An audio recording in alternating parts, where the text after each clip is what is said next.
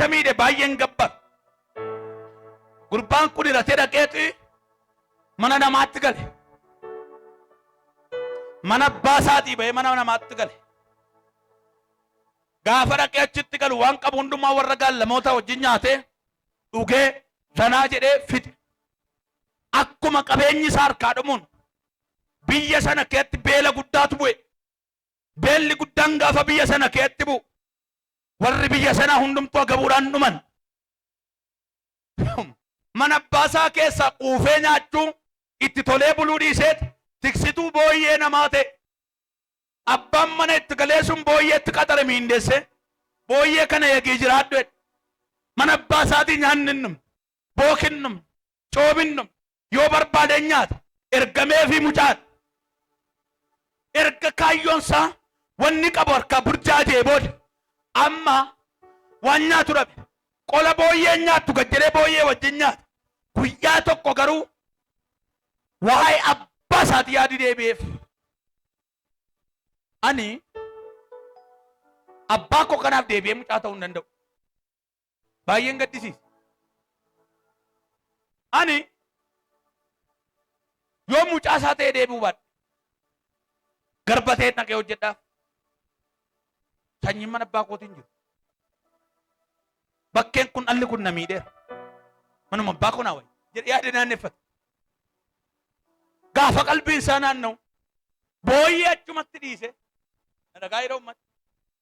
qola ishee achumatti dhiise dhugaatii ishee achumatti dhiise cooma ishee isa guyyaa muraasa nyaatanii dhumu sana achumatti dhiise gammachuu guyyaa muraasaa gammadanii isa yeroo muraasa booda immoo gaddan achuma kaa'eet abbaa wayyee dila abbaattan deebi'a gaafa jedhu yaadi qalbiin gaafa deebi'uuf nama qalbiin hin deebinetti raajii hin deebiftu nama qalbiin hin deebinetti lallabdee deebisuu hin ulfaata nama qalbiin hin deebinetti faarfattee deebisuu hin ulfaata gorsitee jaarsolitti baaftee qalbiin hin deebine taanaan hin deebi'u bakka qalbiin du'eera taanaan wayyoo jedhee mana baatti gaafa deebi'u abbaa isaatu bututaadhalleeti wayyaa mucaa isaati harkatti cicciraniiru fixeera mannatti dargi fedhate harkatti fitaniiru wayyaan irratti bututee mucaa isaan fakkaatu garuu danaa mucaa isaan irraan fanne bifti mucaa isaa harkaan bane wayyoo jedhe abbaan gaafa mucaan fagoodha deemaa jedhu ilma kootu dhufe waan qabu achuma kaayee fiigaa dhaqee tedha ilma isaa kanatti mara booyyee jettan jenneeniim ilma jetta jechaa maqaama Yesuus Kiristoos laamee foolii jettan jenneeniim bututaaru manni mana ormaatii fudhatee dhufe sana wajjin ammate buttukko erga ammatee wayyaan kun garuu kan kee miti kopheen kun sirraa dhume kan kee miti kophee amma kan biraati liifaantarraa diglaa baadiyyaas akkuma mucichi mana ga'u maal godhe seetu ilmi isaa kun gaafa mana ga'u yoo kottaa hoolaa sana kee isa coomaa isaa tuntunoo isaa fidaa kana beelaa ture nyaata gaariin qabu miidhamaadhaa nyaachisa wayyaa keessa ammoo saandanyaa isa caalu fida tuufisa kun kan isaa miti kophee keessa caalu fida tuufisa kun kan isaa miti amartiitti kaa waadaa dhaka kulli baagaa tura laadiyaas isa caalu mana abbaa keetti deebinaan isa caalu uffatta isa caalu nyaatta filattee uffatta filattee jiraatta mana abbaa kee waan nyaatanii waan dhugan qofa miti waan uffatan jira waan ittiin jiraatan jira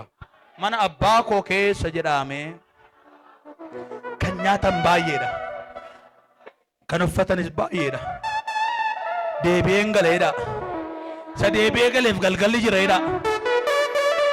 amma mee brother sister waasitti moo mana galgala dirqamaan nattu ganaman baqatin biyya galgala dirqamaan nattu Yesuus galgala dirqamaan barbaadu gooftaa galgala dirqamaan barbaadu ganaman baqatin qalbiin kee deebuu ganamuu barbaadu Yesuus galgala keeti habeef nama si bira ergaan qabi mana ganama qabi mana galgala dhaqan jedhime ganaman baqatanii mana galgala dhaqan jedhimeesh ganaman baqatan jedhin